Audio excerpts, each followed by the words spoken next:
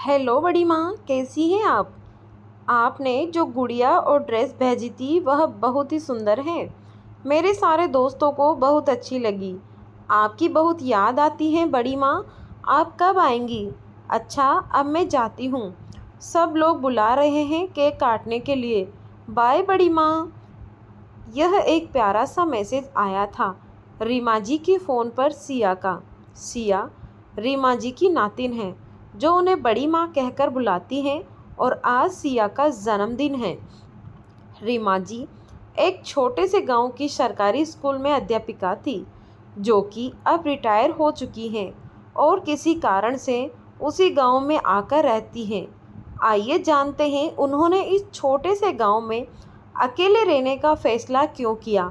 आज से 3 साल पहले रीमा जी और नीलेश जी का विवाह हुआ और उनका वैवाहिक जीवन बहुत अच्छा चल रहा था।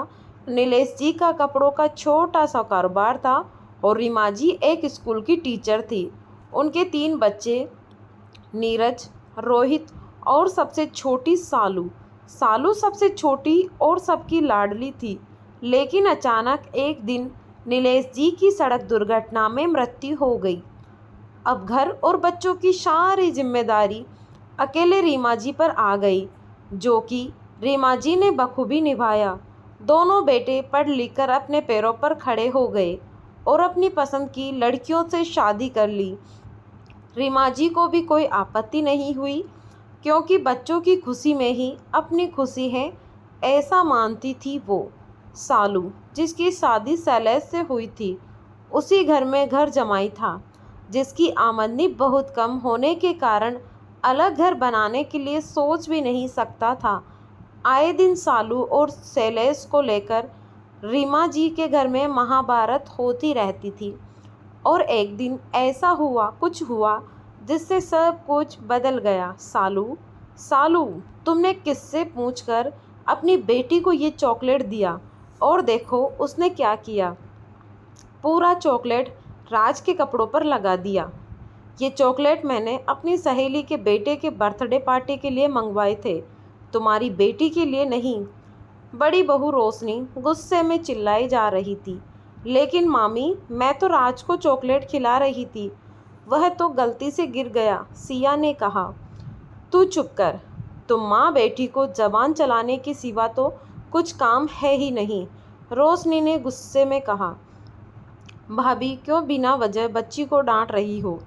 उसने बताया तो कि राज को खिला रही थी, गलती से गिर गया, और मुझे नहीं पता था कि आपने ये चॉकलेट कहीं ले जाने के लिए मंगवाए थे। यही डाइनिंग टेबल पर चॉकलेट का बॉक्स रखा था, तो सिया ने देख लिया और उसके लिए जिद करने लगी, तो मैंने उसे दे दिया।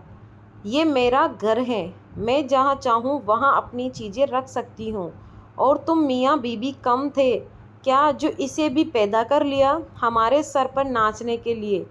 सही कह रही हो दीदी, काम के ना काज के, नो मन न नाच के। छोटी बहू सपना ने आग में घी डालने का काम किया। ये सारा दिन बाहर माँ जी के साथ बैठकर पड़ोसियों से गप्पे मारती रहती हैं, और शैलेश जी सारा दिन बस इधर उधर घूमते रहते हैं।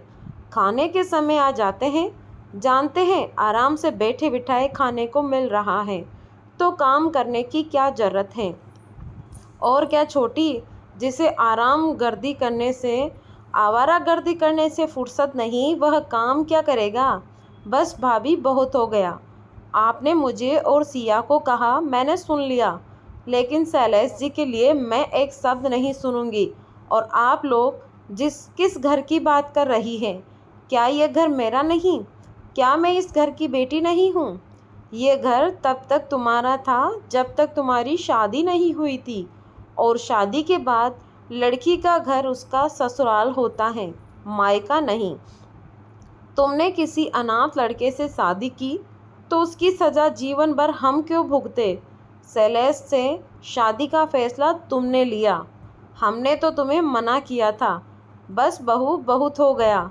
अगर किसी का समय ठीक नहीं हो तो उसे इतना भी नीचे नहीं गिरा देना चाहिए कि वो उठने की कोशिश ही ना करे।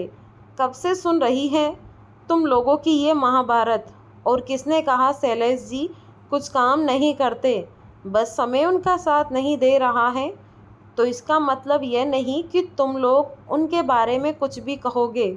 ये सब तुम्हारी वजह से तो हो रहा है माँ, नीरज ने कहा। नीरज और रोहित भी अब तक वापस आ गए, जो बाजार गए थे घर का सामान लेने।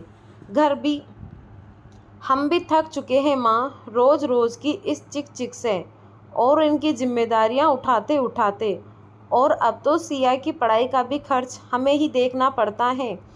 अब हमसे और नहीं होगा माँ। लेकिन नीरज, मोहित, सालू कहाँ जाएगी? तुम ही लोग सोचो। बहुओं का तो मैं समझ सकती हूँ, लेकिन तुम तो उसके भाई हो। वो जो भी हो माँ, हमारे अपने ही खर्चे इतने हैं, वो भी पूरे नहीं हो पा रहे हैं। तो इन लोगों की जिम्मेदारियाँ कब तक उठाते रहेंगे?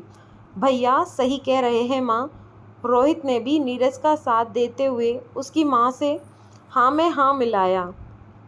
आपने और पिताजी ने तो एक घर भी नहीं बनाया माँ, हम आज तक किराए के घर में ही रह रहे हैं। रीमा जी इससे परेशान होकर बोली कि अब तुम लोग ही फैसला करो कि क्या करना है। इसका समाधान तो निकालना ही होगा। यह रोज़ रोज़ के झगड़ों से मैं परेशान हो गई हूँ। दोनों बेटे और बहुओं ने मिलकर यह फैसला लिया कि सालू को इस घर से जाना होगा। जब रीमा जी ने इसका विरोध किया तो बड़ी बहू रोशनी ने कहा, माँ जी, आप भी क्यों नहीं सालू के साथ ही चली जाती हैं, हमारी भी भला टले। रीमा जी ने फैसला मंजूर कर लिया और बेटी दामाद के साथ दूसरे शहर में नए सिरे से ज़िंदगी की शुरुआत की। अपनी जमा पूंजी लगाकर दामाद को एक छोटी सी किराने की दुकान खुलवा दी और उनकी पेंशन से घर का खर्च और सालू की बेटी सिया की पढ़ाई का खर्च चल रहा था। धीरे धीरे समय का पहिया घूमा और शैलेश एक किराना स्टोर चलाने वाले से होलसेल व्यापारी बन गए। लेकिन कहते हैं ना कि पैसे के साथ घमंड भी आता है, और वही हुआ। अब रीमा जी की उसी घर में नौकर के बराबर भी इज्जत नहीं रही। दामाद तो दामाद, जब बेटी भी भला बुरा बोलने में पीछे नहीं रहे तो कैसा लगेगा? जिसके लिए अपना सब कुछ छोड़ा, आज उसके लिए ही बोझ बन गई। जिसके पैसों से राजा बने, आज उसे ही भिखारी समझने लगे। रीमा जी एक स्वाभिमानी स्त्री थी। उन्होंने बेटी का घर छोड़ना ही समझा। बेटों के पास भी वापस जा नहीं सकती थी, इसीलिए फिर से उसी गांव में वापस जाने का फैसला किया जिस गांव में वह पहले पढ़ाती थी। उस गांव के लोग आज भी उनसे उतना ही प्यार करते थे जितना पहले। उसी गांव में एक छोटा सा मकान किराए पर लेकर उसमें रहने लगी और वहां के बच्चों को आज भी मुफ्त में पढ़ाया करती हैं। उनके जीवन यापन के लिए उनकी पेंशन पर्याप्त थी, बल्कि वह उससे दूसरों की मदद भी करती थी। गांव वाले भी हमेशा उनकी मदद को तैयार रहते थे और उन्हें गुरु माँ कहकर बुलाते थे। दोस्तों, यह थी हमारी रीमा जी, जो कि हमेशा दूसरों की खुशियों के लिए जीती रही, दूसरों के फैसले को अपनी नियति मानती रही। लेकिन उनके एक छोटे से फैसले ने उनके जीवन में प्यार, अपनापन और सुकून सब लौटा दिया। दोस्तों, अब ज़िंदगी हमारी तो फैसला किसी और का क्यों? तो कमेंट में ज़रूर बताएं आपको कैसी लगी ये कहानी।